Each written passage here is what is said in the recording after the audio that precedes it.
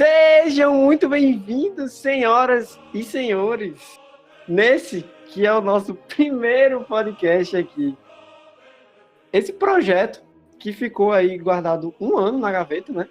E que agora a gente decidiu soltar, que nada mais é do que um projeto que a gente tem para falar sobre história, essa ciência maravilhosa das ciências humanas. E o nosso primeiro episódio, como nós falamos aí no título, é Revolução Francesa. E hoje eu trouxe aqui meu grande amigo, convidado. Por favor, se apresente. Meu nome é Gabriel Araújo, estou aqui com o Luiz na primeira edição, né, desse podcast, desse projeto incrível que a gente vem planejando há muito tempo. E só hoje que saiu, mas que vai dar certo.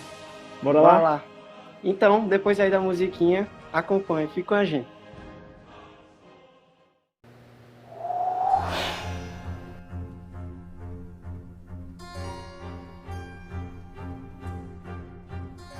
Então, antes de começar a falar, eu acho importante a gente falar o contexto da época, né? Porque uma revolução, ela não surge do nada. Ela tem um background atrás que nós precisamos entender para nós entendermos como que chegou lá. Enfim, vamos lá. Vamos voltar no século XVIII, finalzinho do século XVIII ali, e vamos entender o contexto da época na França. Enfim, a França estava passando por uma das crises, talvez uma das maiores crises da história, que envolvia diversos aspectos. Dentre elas, uma crise agrária fortíssima, porque anos antes a França estava passando por momentos difíceis de estiagem, de invernos rigorosos, e ainda nessa época a França ela não era um país industrializado, né? Era um país predominantemente agrário e que a economia era baseada basicamente no trigo. Quando as colheitas de trigo começaram a morrer, a França começou a declinar nessa crise social, onde o povo começou a passar fome porque não tinha pão para comer, onde o povo não tinha dinheiro para comprar comida, o dinheiro não valia de nada, e também um dos piores fatores assim, da França é que existia quase que um abismo social, né? Uma desigualdade enorme, onde literalmente o povo estava morrendo de fome e a nobreza estava instalada num palácio suntuoso, pomposo, esbanjando riquezas, e isso daí vai ser um dos combustíveis para essa revolução. Lembrando que a nobreza conseguia ganhar esse aspecto de, como você falou, pomposo, através dos impostos vindos do terceiro estado, que era a maioria da população. Se eu não me engano, 90% da população. Exatamente. Porque, se você for ver, isso a gente vai falar mais na frente, mas a França era dividida em 3 estados, onde o terceiro estado sempre, né? O terceiro estado é o povo, o resto, e eles aqui sustentam os 2 de cima, né? Eles são os únicos que pagam impostos. Enfim, atrelado à crise agrária, que já era uma coisa seríssima, você vai ter uma crise financeira. Que aí existem vários fatores para essa crise financeira. Uma delas seria as guerras perdidas, né? A França, não satisfeita, se envolveu em um bocado de guerras, perdeu várias. Você vai ter a Guerra dos 7 Anos, um pouco antes da Revolução, mais que a França perdeu para a Inglaterra. Você vai ter ela se envolvendo numa guerra franco-prussiana, com a antiga Prússia, perdeu também. E isso vai custar caro, né, para os cofres franceses, que depois vão pagar o preço para isso. E além dessas 2 guerras, tinha também a participação da França na Guerra de Independência Americana, onde eles gastaram muito, levou presente achando que ia conquistar os americanos com um mercado consumidor grande. Acabou que saiu lá embaixo, ou seja, os americanos ganharam a guerra, saíram em cima com tudo, e os franceses decadentes, passando fome, com a crise financeira e social muito grande. Principalmente a independência, né? Essa revolução americana que a França financiou, custou muito para a França. A França quebrou, sim, principalmente por causa disso. E tem um ponto importante que eu fiquei pensando a respeito dessa independência americana, que é a França só fez merda nesse período, só fez besteira. Por quê? Não tinha nada a ver com essa revolução, a França não tinha que se envolver. Por quê? É aquela história, né? Se você for ver, a França e a Inglaterra, eles têm uma rixa histórica. Você vai ver em vários momentos da história a Inglaterra tentando ferrar a França e a França tentando ferrar a Inglaterra. E aí, nesse momento, a França viu uma colônia britânica, que na época ainda não era os Estados Unidos, era uma colônia, as 13 colônias britânicas, lutando para pedir independência da metrópole, né? E aí a França viu aquilo e aquela lógica, né? O inimigo do meu inimigo é meu amigo. Meu amigo. Então, se eu tô vendo uma colônia britânica tentando ser independente da metrópole, eu vou lá e ajudo ela, porque isso vai ferrar a Inglaterra, né? E não só ferrar a Inglaterra, eles também viram pelo lado de quê? Ah, a Inglaterra é meu inimigo. Se eu ajudo os Estados Unidos, no caso as colônias britânicas, que não estão gostando nada do que o Reino Unido estão fazendo com eles, logo eu vou ajudá-los, eles vão ficar de mal com os britânicos, e aí eu vou criar uma relação comercial entre França e Estados Unidos, o que não aconteceu e prejudicou muito a França. Sim, exatamente. Não, e não só isso, mas realmente isso aí foi quase que um tiro no pé na França. Por quê? Preste atenção na contradição. Na época eles não tinham noção disso. Mas hoje em dia, se você analisar, os Estados Unidos, a Revolução Americana, o que era? Era uma revolução de caráter iluminista, certo? Uhum. Os Estados Unidos, isso é um marco histórico muito grande, é muito foda isso. Os Estados Unidos, os caras estavam reestruturando uma democracia depois de 2.600 anos. Não, exagerei, 1.600 anos. Mas se você for ver, a última democracia que tinha existido tinha sido a Grécia Antiga, pô. Os Estados Unidos, eles mudaram a história do mundo naquela revolução. E que o rei da época, Luís XVI, na França, estava apoiando uma revolução que ia contra a base política dele. Então, a França não só financiou, quebrou com o dinheiro mesmo, financiando, como ele financiou uma revolução que ia contra o governo dele. Ele se lascou de todas as formas, não tinha como dar certo isso. E aí a França depois vai pagar o preço, né? E que esse preço pago pela França não foi algo tipo momentâneo, acho que ocorreu em um longo período de tempo até o povo se tocar, e quando o povo se tocou, realmente foi o fim da monarquia.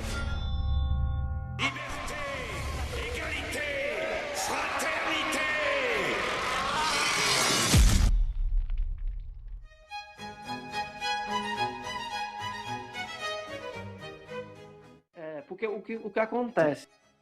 A França, ela vinha juntando derrotas, né? Vinha juntando derrotas de de muito tempo. Porque aí a gente tem que falar. O rei vigente na época da Revolução era o Luís XVI. O Luís XVI, ele era neto do Luís XIV, que foi o rei sol da França, né? Que talvez tenha sido o principal rei absolutista da história. O cara é o estereótipo de rei absolutista. Ele foi o rei que gastou muito dinheiro na França. O cara era aquele rei realmente estereótipo, que usava peruca, que vivia num palácio, que gastava dinheiro, esbanjava dinheiro. E aí você vê que a França começa esse processo de crise com o Luís XIV, porque o Luís XIV começa a gastar dinheiro doidado, pô. Então, o Luís XIV, além de gastar muito dinheiro, ele não gastava dinheiro com o país. Isso. Não era para financiar coisas boas para o país, diminuir a desigualdade, não. Ele gastava dinheiro para coisas próprias e para a família dele, para satisfazer suas vontades. Isso. Ou seja, era roupa caríssima, era terno, não era nem terno na época, era vestido com diamantes.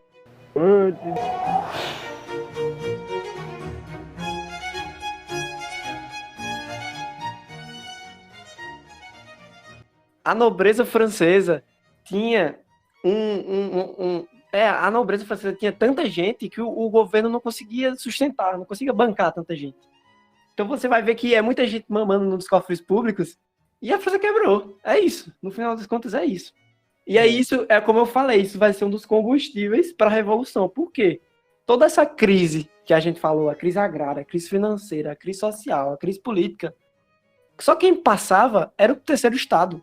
O primeiro e o segundo não estava passando pela crise, não sentia essa crise. A monarquia não estava nem aí para o povo, nem aí. E aí, você falou a monarquia não estava nem aí para o povo. Nós já avançamos um pouquinho aqui e vamos entrar na parte em que, com todas as crises acontecendo, ah, as crises e tanto financeiras como econômicas, entramos na parte em que foi convocada, né, uma assembleia com o primeiro, segundo e terceiro estado. Isso, exatamente. Eu acho que então, agora a gente tem que explicar, né, quem é o primeiro e o segundo estado. Então, vamos lá. Vamos falar dos grupos sociais na França. A famosa pirâmidezinha histórica, né? Todos os assuntos tem que ter. Então, você vai ter o primeiro estado, que é o clero, o alto clero, na verdade, né? Que eles vão ter o domínio religioso. Então, não, a França não era como a Idade Média, né? Você já estava na Idade Moderna. A igreja tinha menos força, mas ainda tinha grande força. E não só tinha muita influência nas pessoas, como ela também tinha 1/3 das terras da França era da Igreja Católica na época. Então eles tinham um poder econômico e um poder de influência muito grande. E além disso, como a gente falou lá atrás, a igreja não pagava impostos.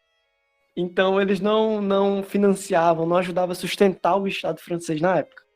Esse é o primeiro estado. O segundo estado é a nobreza. E aí, dentro da nobreza, você tem o rei e a rainha também, juntos. Que é o pessoal que eu falei que estava mamando o governo.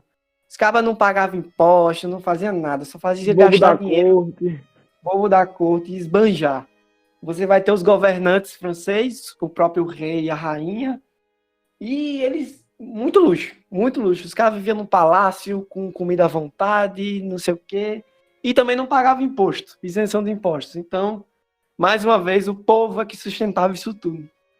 Então, tu falou aí sobre a questão da banquetes e tal. Em uma das minhas discussões que eu fiz no Palácio de Versailles, foi algo impressionante que quando eu entrei em uma sala eu fiquei de cara, pois assim que eu dei de cara nessa sala, tinha uma mesa enorme. Tipo, pra você ter noção, era 140 cadeiras nessa mesa. Ou seja, você tem que imaginar mais ou menos o tamanho de uma mesa para caber 140 pessoas dentro dessa mesa. Hoje em dia, a gente come com o quê? Um garfo, uma faca, um prato e um copo. Nada mais. Nessa mesa, tinha 3 copos. Provavelmente um pra vinho, uma água e alguma outra coisa. Eram 3 garfos, 3 facas. E nessa mesa, eles tinham aquele ritual, né, que era chamado de... Era um processo civilizador que foi passado com a transição da Idade Medieval para o Estado absolutista. E aí era a sociedade da corte, onde tinha que vestir roupas boas, no sentido de que, tipo, com joias, os copos com riquezas, tudo isso. E isso é bem retratado naquela época. Sim. Então, você tem o primeiro, o segundo estado, e você vai ter o terceiro estado, né? Que era mais de 90% da população francesa da época, que era o povo mesmo, o resto, quem sobrou. Só que aí você vai ter um ponto muito importante. No terceiro estado, não era só o povo, você tinha a burguesia francesa, que era uma classe que estava em ascendência na época. E foi por causa dessa burguesia que a revolução aconteceu. Porque só o povo não tem como fazer uma revolução dessa. Você tem que alguém financiar isso. E aí você vai ter a burguesia. Por quê? Num processo de final da Idade Média e início da Idade Antiga, né? Porque a revolução ela vai ser um marco. Vai fazer a passagem da Idade Moderna para a Idade Contemporânea, né? E aí nós temos que entender o contexto da Idade Moderna, os problemas que lá tinham, para você entender o porquê da Revolução Francesa e o porquê dela ser um marco histórico. Porque o que acontece? Na passagem da Idade Média para a Idade Moderna, você vai ter um surgimento de uma classe, que é a burguesia, né? E a burguesia, ela vai lutar durante quase toda a Idade Moderna pro poder, por política. Porque até então eles só tinham o lado econômico, né? O dinheiro. Quem mandava tudo era o rei absolutista. E aí chegou no limite a França. os burgueses falaram, não, chega, agora a gente quer o poder. A gente já tem o dinheiro, a gente quer o poder. E aí inicia esse processo de derrubada do antigo regime, né, do rei absolutista, e a burguesia vai tomar o poder e aí vai estar aí até hoje. É por isso que existe essa passagem.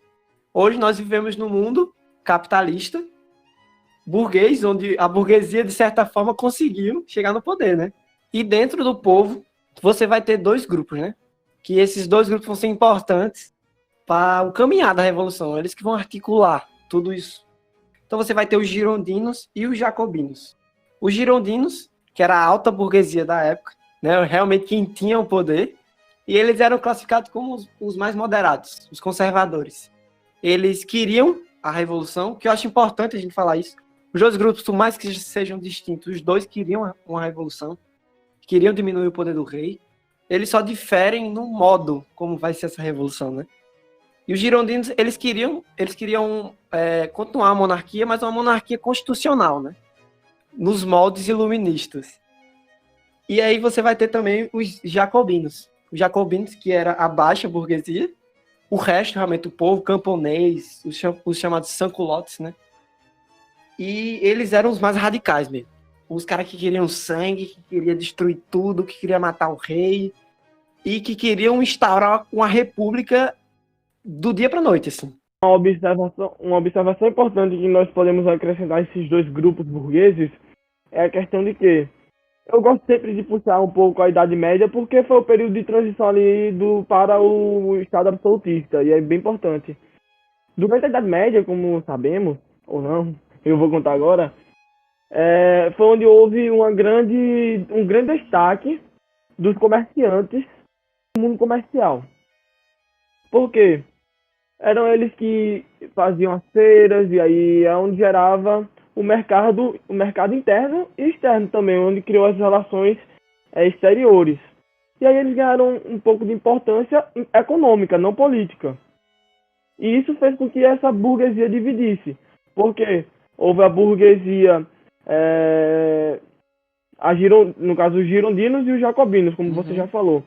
No caso os girondinos eram justamente comerciantes. Já os jacobinos entrava a questão dos médicos, os advogados, juízes.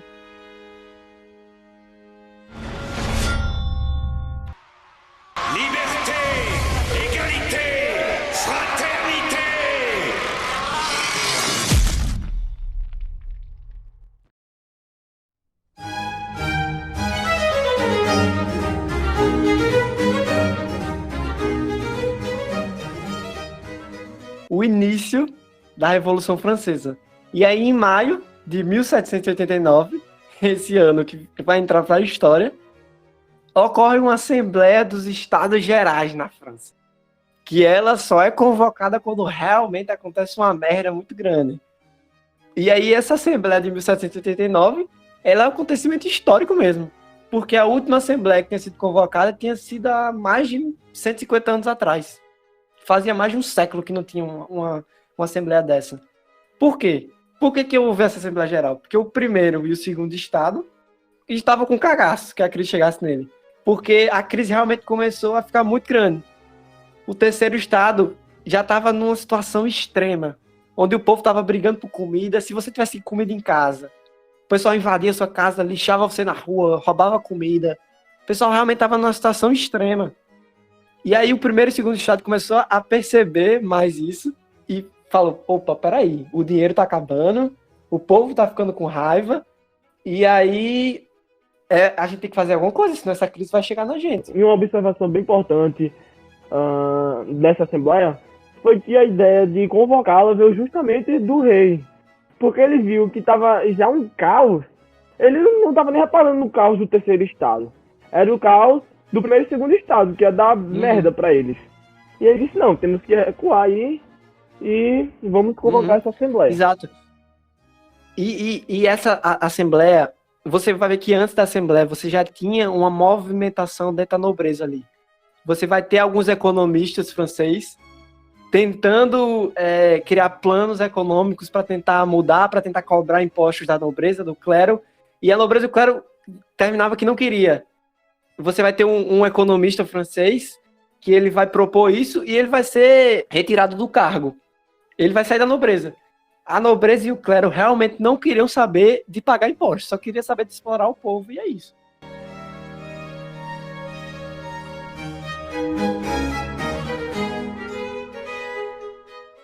E aí vamos falar mais dessa assembleia, que foi bastante interessante.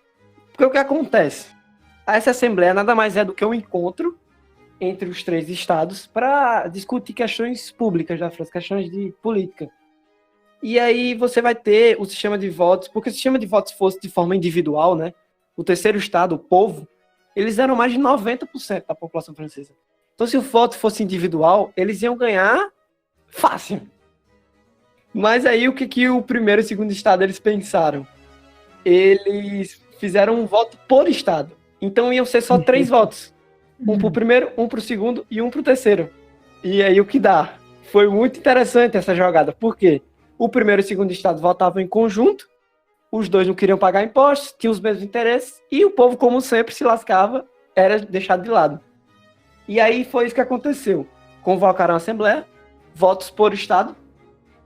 A Assembleia, claramente, foi vencida por 2 votos a 1. O primeiro e o segundo estado votaram juntos, o terceiro estado ficou sozinho mais uma vez. E aí, não só isso, mas o que foi decidido na Assembleia? Foi decidido que o primeiro e o segundo estado continuaria com isenção de impostos e o terceiro iria aumentar o número de impostos. Então, quer dizer, olha o absurdo que estava a França à época. Então, uma observação importante aqui na Assembleia é justamente que houve a participação de 1.200 delegados. Delegados eram os representantes dos estados. E, obviamente, a maioria era do terceiro estado, desses delegados. Ou seja, tecnicamente, quem ganharia era o terceiro estado, mas como o Luiz falou, a estratégia do primeiro e segundo estado é se unir e fazer cada estado um voto só para que eles ganhassem. E aí acabou que já tinha uma revolta do terceiro estado, aquela ânsia de derrubar esses 2 outros estados aumentou justamente nesse período. E outra coisa, não só focar em Versailles, em Paris, mas também vamos puxar para as fronteiras da França. Onde que, como o Luiz falou lá no começo do podcast, estava vendo a crise do trigo, né? Onde tinha estiagem, o clima muito ruim, o solo não estava favorável. E aí, com a iminência de uma revolução que estava prestes a acontecer, o povo estava vendo como estava lá na capital, acabou que ocorreu diversas guerras civis, pequenas, mini guerras civis, na fronteira, para evitar com que esses povos da fronteira da França ficassem piores do que já estavam. E aí eles estavam lutando por uma melhor condição de vida. Então, né?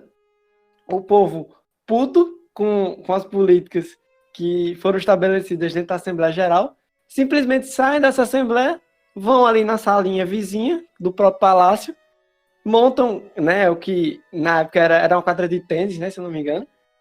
O próprio terceiro estado se junta, monta ali uma pequena Assembleia Constituinte e fala: foda-se esse rei, agora quem manda na França é a gente.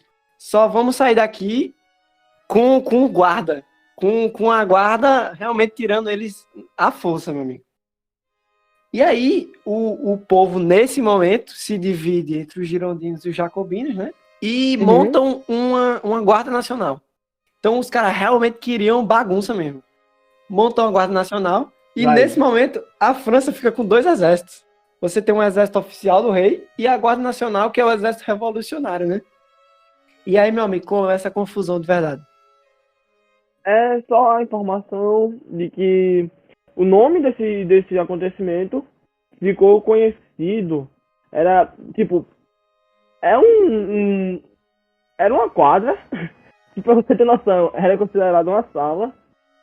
E esse juramento que eles fizeram de não sair de lá, até o rei se pronunciar, mais ou menos, ficou conhecido como juramento do jogo de Pela, ou de Pela. Que na Inglaterra era tênis, né, um negócio assim, e lá era...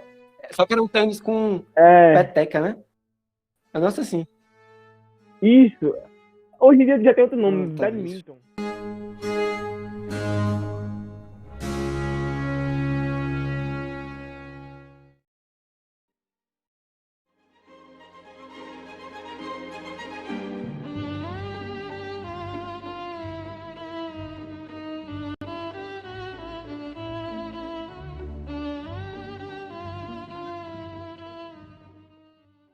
E aí você vai ter, Sabe? pouco tempo depois dessa Assembleia Constituinte, você vai ter o fatídico dia 14 de julho de 1789, né?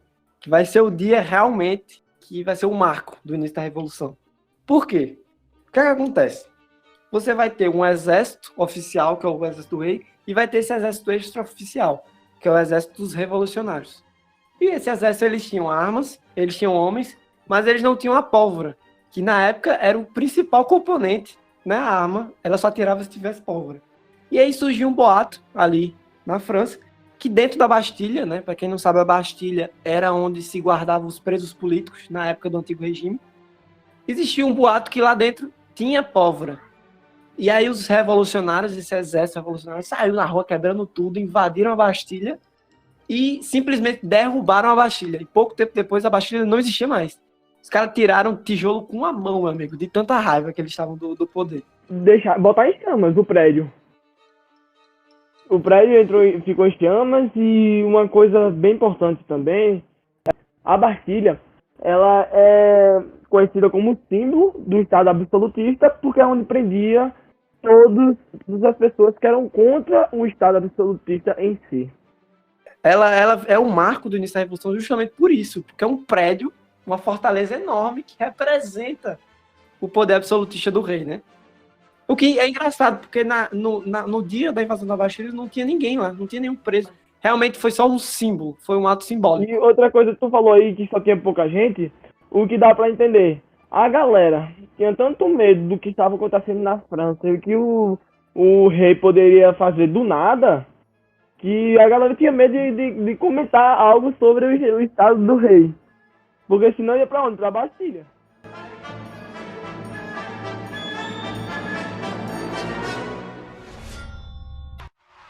Liberté, égalité, fraternité.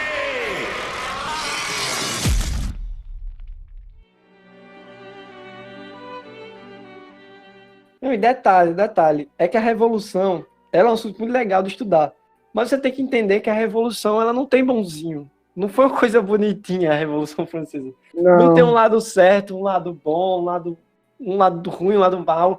Todo mundo fez merda, todo mundo cagou na Revolução Tem Francesa. um lado que quer assim, foda-se, eu quero ser poder agora. Isso, É isso. exatamente. Foi realmente derramamento de sangue excessivo. Foi gente morrendo.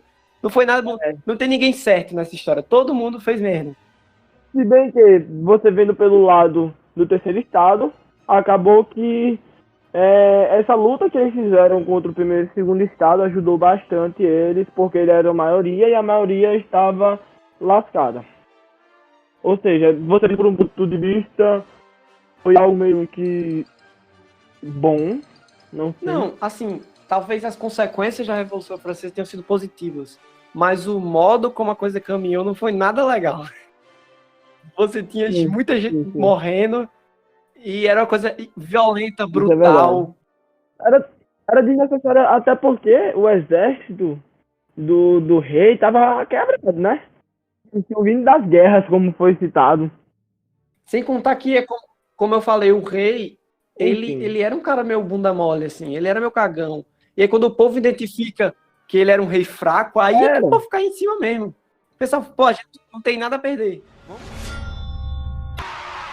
Liberté, égalité, fraternité.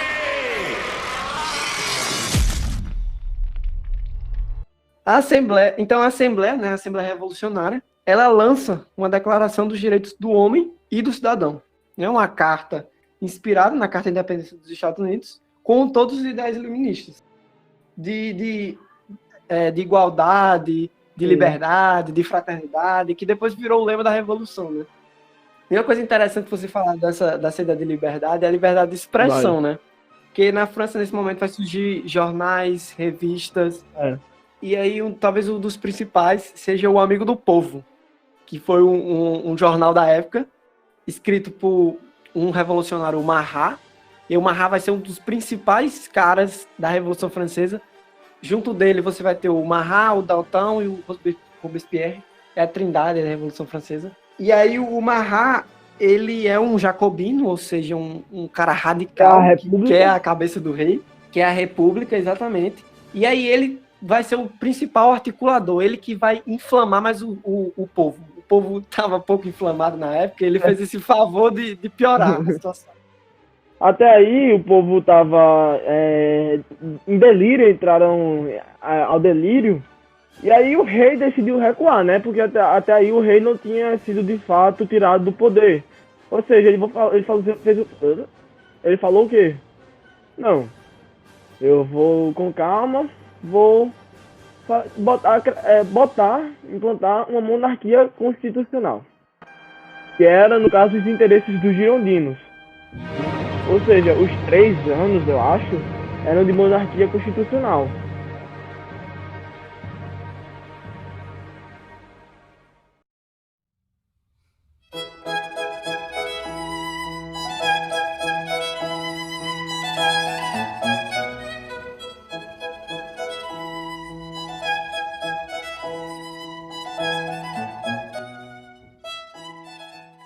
Então você, como eu falei, o Marat, né, ele era o escritor do jornal da época, e ele lançou no jornal dele que o rei estaria em Versalhes, no palácio, porque até então o rei ele ficava no Palácio de Versalhes.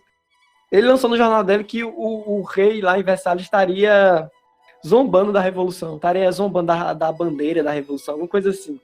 Isso, como eu falei, o Marat ele era um dos principais caras que inflamavam o povo, porque o povo já estava com raiva na época. E o Marat fazia o favor de piorar isso. E aí ele lança isso no jornal e aí foi tiro e queda, pô. O povo ficou puto de novo, saiu todo mundo na rua, e aí tem até um quadro que retrata isso, que é a Marcha para Versalhes, né? Que você vai ter o povo marchando de Paris lá para Versalhes, para invadir o Palácio de Versalhes, e aí, meu amigo, foi confusão, viu? Marcha para Versalhes, invade o palácio de uma maneira violentíssima, cortando cabeça de soldado, enfiando cabeça de soldado no espeto, e entrou da forma mais violenta possível. E aí eles vão pegar o rei, vão escoltar o rei até Paris de volta, vão levar o rei e vão deixar o rei preso em Paris. O povo pegou o rei nas costas, assim, foi escoltando o bicho até Paris, meu amigo. E escoltando naquela delicadeza, né? Com a cabeça do soldado enfiada no espeto, assim, cheio de tocha. Macabro. Foi uma coisa bem violenta. E você vê o rei, nesse ponto, perdendo força já, né? Ele já havia perdido força na criação da Assembleia Constituinte, porque você via que ele não se vê mais nada, e nesse momento é que ele não serve mais de nada mesmo. Porque o rei pega ele, leva para Paris e ele fica preso dentro de Paris, não tem como sair, não tem o que fazer, nada. Porque teve uma mulher francesa, né, chamada Olympe de Gouges, que ela escreveu uma carta da mulher e da cidadã, como forma de criticar o machismo. Porque se você for ver, a declaração é a declaração do homem e do cidadão. Então, é de caráter machista mesmo. Essa mulher, ela tenta criticar isso, mas o que acontece é que ela é presa e é morta na guilhotina. Então, quer dizer, é liberdade, é igualdade, não é muito assim.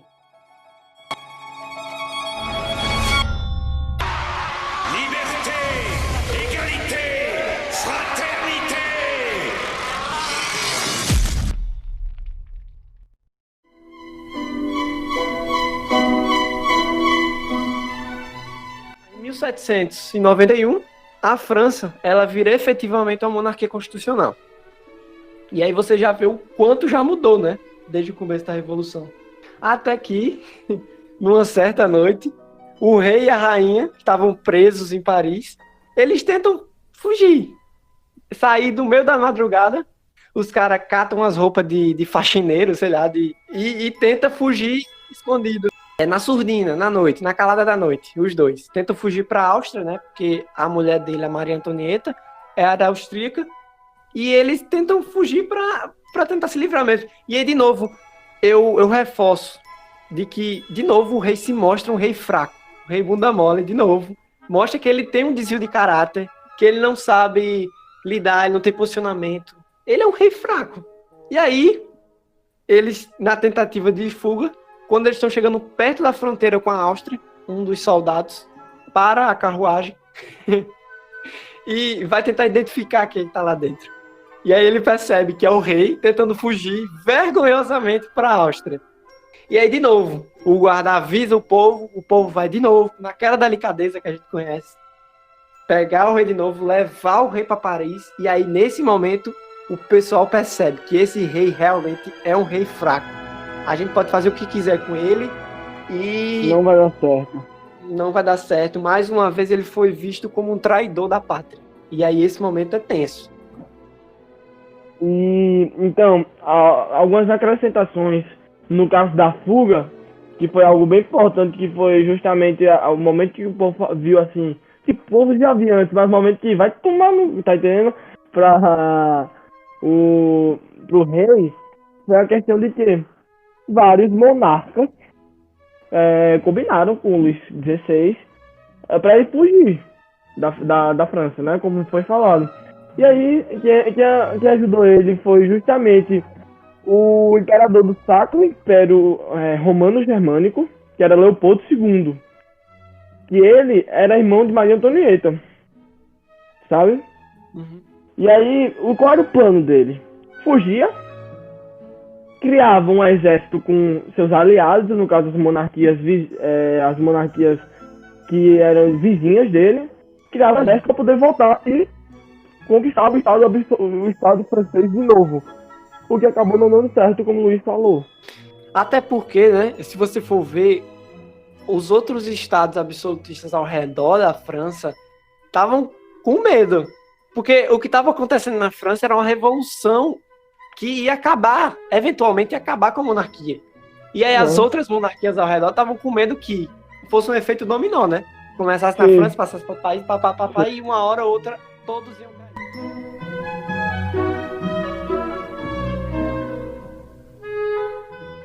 E aí você vai ter no ano seguinte, em 1792, os revolucionários eles mudam a Assembleia Constituinte e fundam a Convenção Nacional, que é um espaço para se debater política e o futuro da França, né? Porque a coisa estava uma bagunça, tinha que colocar ordem naquela bagaça.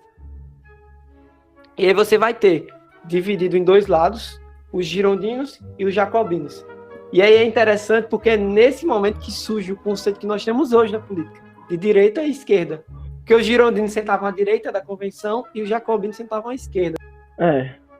E aí, dentro dos jacobinos, você vai ter um cara que, assim como eu falei lá atrás, que faz parte da trindade, né? O Marat, o dono lá do jornal, o Danton e o Robespierre. O Robespierre, ele era o líder dos jacobinos e, nesse momento, ele começa a ganhar muita força na Convenção Nacional. Por quê? Os jacobinos, eles começam a ganhar muita força. Porque esse momento a França estava um caos. Um caos. Então os girondinos, que eram os mais moderados, os conservadores, eles não tinham muita força, porque o povo estava inflamado. O povo estava com raiva. Uhum. Então o povo tendeu a seguir o lado dos jacobinos, porque estava num momento de fúria. Então os jacobinos, eles, de certa forma, ganharam muita força nessa época. Mais precisamente o Robespierre, que era um líder deles. Até que, certo ponto, os jacobinos, eles suprimem os girondinos e tomam o governo da França. O Robespierre, o Maximilien Robespierre, que era um líder jacobino, ele era conhecido como o incorruptível, né?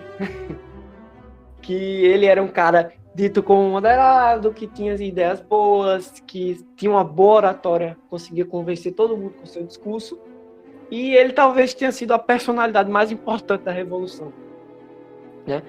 É interessante também perceber a transformação do cara mais moderado para um cara insano, porque o Robespierre, se você for analisar, ele enlouqueceu com a Revolução Francesa. Liberté, égalité, fraternité. Você vai ter a Convenção Nacional com 750 deputados, quer dizer, um caos.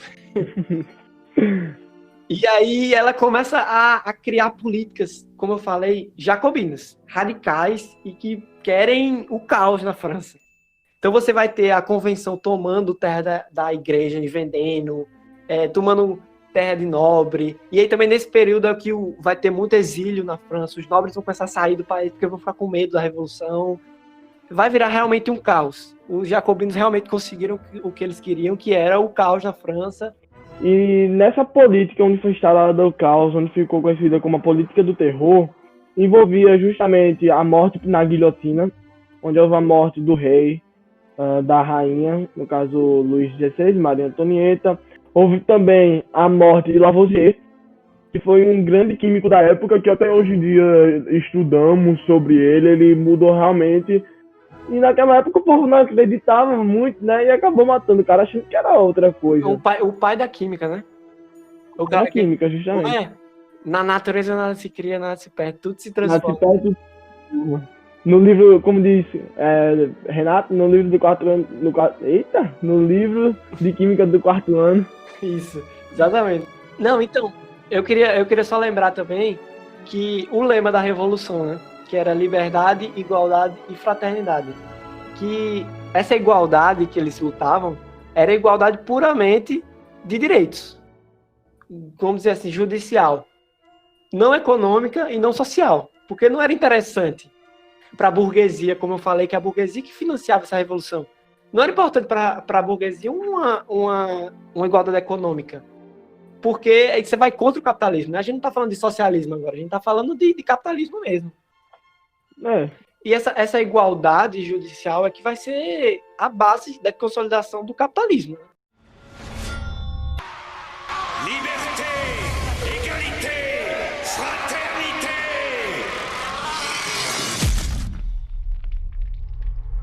Então vamos lá. Em 1792 inicia a ditadura jacobina, né? Como eu falei, os jacobinos eles suprimiram os girondinos na Convenção Nacional e eles tomam o poder da França, num golpe, basicamente. E aí se inicia a Era do Terror, que se chama. Porque, por incrível que pareça, até agora o que a gente falou é classificado como a fase leve da Revolução. A coisa vai começar a ficar séria aqui agora, onde você vai ter o Robespierre, né, que era o líder jacobino, tomando o poder da França. Sim. O cara vai ser quase o imperador francês. Então, como a Araújo falou, né, o Robespierre ele enlouqueceu, começa a tomar políticas completamente insanas, assim. E aí, também, durante o período da ditadura jacobina, foram retirados por completo os poderes do primeiro e segundo estado. Os caras não podiam fazer mais nada, quem mandava no país agora eram os jacobinos. Foi criado até um novo calendário, para você ter noção da loucura que estava a França na época. Foi criada até uma nova religião, a religião de culto à razão, onde o Robespierre ele ia aos cultos, e enfim, existiu nesse período a ruptura entre Estado e Igreja, né? E aí começa essas políticas insanas que o Robespierre vai aderir.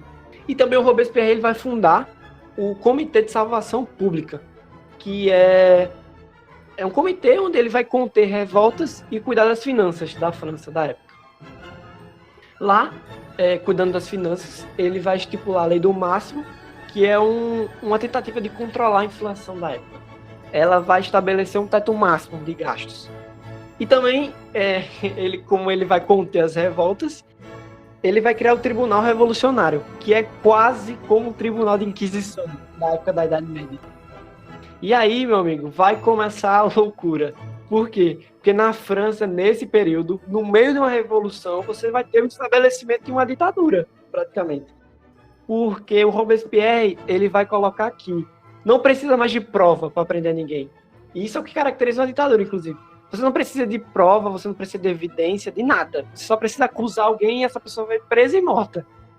Então aí, meu amigo, a guilhotina vai subir e descer muitas vezes no dia, viu? Então, vou falar um pouco agora sobre a guilhotina, como ela funcionava mais ou menos, e ela era considerada uma morte digna do homem. Pois era na cabeça, era uma morte rápida, não tinha tortura, não sentia.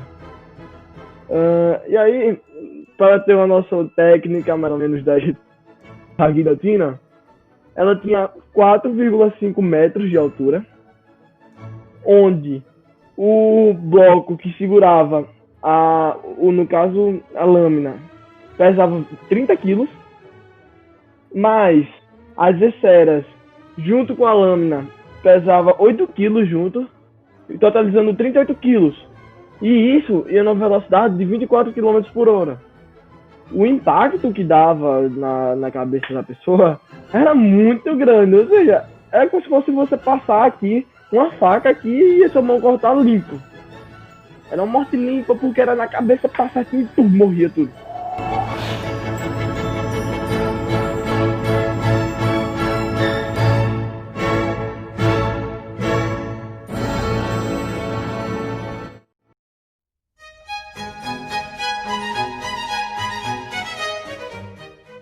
Então, no dia 20 de janeiro de 1793, você vai ter o julgamento do rei.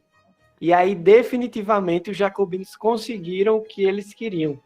Por quê? O rei vai ser julgado como traidor da pátria e os jacobinos vão lá, pegam o rei e cortam a cabeça do cara. Então, nesse dia, o rei foi guilhotinado. Pô. Por quê? O que acontece? Os jacobinos, eles perceberam que não dava para se continuar a revolução. Na verdade, não dava para se estabelecer uma revolução com um rei vivo. Porque acreditava-se que, porra, com um cara aqui, a qualquer momento ele pode tomar o poder de novo. Então, o único jeito da gente acabar com isso, acabar com o Estado, com o regime antigo, né, seria cortando esse mal pela raiz mesmo. Cortando a cabeça do rei e acabou. Depois da morte do rei, o movimento jacobino começa a perder força. Por quê? Porque o povo começa a ficar com medo, pô. Porque a revolução chegou num nível extremo, assim, onde, como eu falei, tinha uma nova religião na França, tinha um novo calendário, Robespierre estava extremamente maluco. E o povo começou a perceber também que nada tinha melhorado. Porque, se você for ver, o povo, de certa forma, foi feito em massa de manobra aí. Por quê? Os jacobinos falavam que, quando a gente matar o rei, as coisas vão melhorar. Quando a gente matar o rei, tudo vai ficar bom.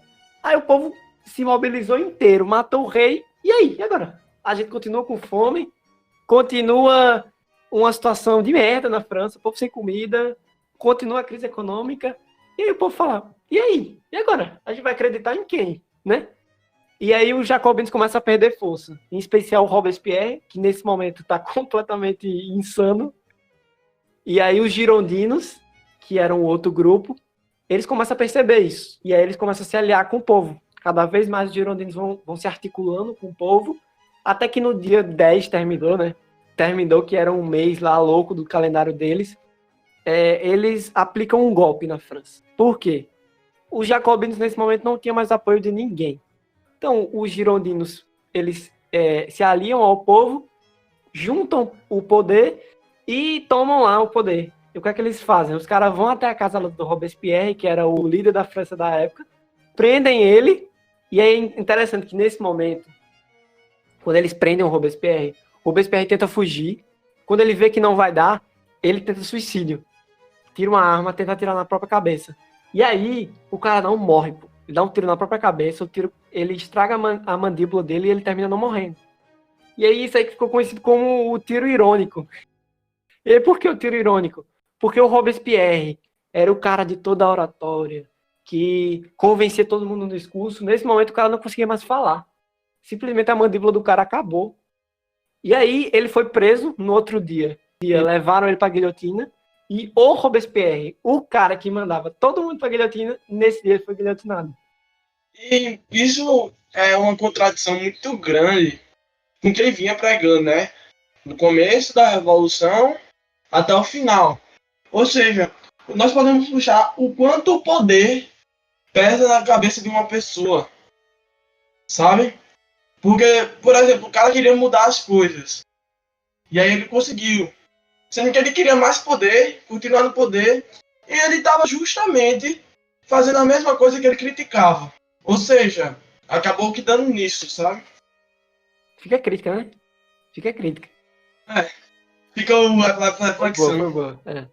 Então agora, efetivamente, os girondinos no poder, né? Você vai ter a queda do Partido Jacobino e a ascensão dos girondinos. Eles criam o famoso diretório. E a gente já está bem no fim da Revolução Francesa, né? Que o que é o diretório? Já estamos no início da era napoleônica. Isso, exatamente. O que é o diretório? São 5 diretores governando o país. 5 girondinos. E aí você vai ter as políticas do Partido Girondino, que são o estabelecimento de voto censitário. E aí nessa hora que o povo começa a perceber de novo que foi feito em massa de manobra. Por quê? Os girondinos, eles se aliam com o povo, se mostram um partido solidário, social, e quando eles tomam o poder, eles simplesmente tiram o voto do povo. Porque o voto censitário nada mais é do que um voto baseado em renda, né? Quem tem renda, quem tem um determinado número de riquezas, pode votar. E o povo, nessa época, não tinha renda nenhuma. Só quem podia votar era a alta burguesia. E aí você vai ter também os girondinos, eles investindo mais no exército francês, né? Um para evitar ataques estrangeiros e outro para controlar o povo. Então, de novo, o povo sai sofrendo na história porque acabou toda aquela liberdade de expressão que tinha, acabou. Os girondinos colocaram o exército na rua e estabeleceram uma nova ditadura, né? E com investimento no exército, você vai ter o nascimento de uma personalidade francesa, que é o Napoleão Bonaparte, né? Napoleão Bonaparte ele vai ganhar força nesse período. Por quê? O Napoleão Bonaparte ele era amigo do irmão do Robespierre. E aí, durante o governo jacobino, né, ele foi preso. Ele estava em prisão domiciliar. Porque ele era um general muito bom no exército. Ele era muito bem reconhecido no exército, muito bem conceituado. Então, ele não foi julgado à guilhotina porque ele era uma personalidade muito forte na França. Então, ele só foi para prisão. Fica preso, fica quieto, né? Mais ou menos isso. Fica quietinho, fica com a prisão em casa. E em determinado dia, mais precisamente o dia 18 de Brumário, que era o dia, como eu falei, louco lá do calendário deles, existiu uma revolta na França, uma nova revolta. Uma marcha onde existia um povo pedindo a volta da monarquia. Olha isso, depois disso tudo, o pessoal pedindo a volta da monarquia. E aí os girondinos, querendo abafar essa revolução, chamou de volta pro exército aquele carinha lá que estava preso, né, o Napoleão Bonaparte. E aí ele volta pro exército, consegue abafar essa revolução e ele ganha muita força na França. E aí eu acho que isso é para um próximo podcast, né? É uma história à parte, a Era Napoleônica. E é nesse momento que começa a famosa Era Napoleônica. Sim. E acaba a Revolução Francesa. E não só isso, mas agora nós estamos entrando numa nova era, a Idade Contemporânea. Acabou a Idade Moderna e nós começamos uma nova era na história. E vale ressaltar também, como consequência ou não da Revolução Francesa, é que muitos países, na verdade muitas monarquias na Europa, ficaram com medo do que aconteceu na França e que pudera acontecer nos países deles. Ou seja, eles começaram a minimizar mais as coisas, ou então intensificar mais. E para você ter noção, muitas monarquias e estados absolutistas vieram a ser feitos um século depois, ou seja, não foi algo muito rápido, não. E isso aí a gente vai ver também em outros podcasts. Ao longo do tempo, nós vamos formar uma linha de raciocínio para todos vocês. É isso. Araújo, muito obrigado por participar desse projeto. Enfim. Obrigado a você, todo mundo convidado. Obrigado a todo mundo que está aí ouvindo, né? Em breve virão nossos podcasts. De guerra. Em breve virão nossos podcasts. E é isso. Obrigado a todo mundo que ouviu até aqui e até a próxima. Valeu! Valeu, pessoal. Obrigado. Valeu, Luiz.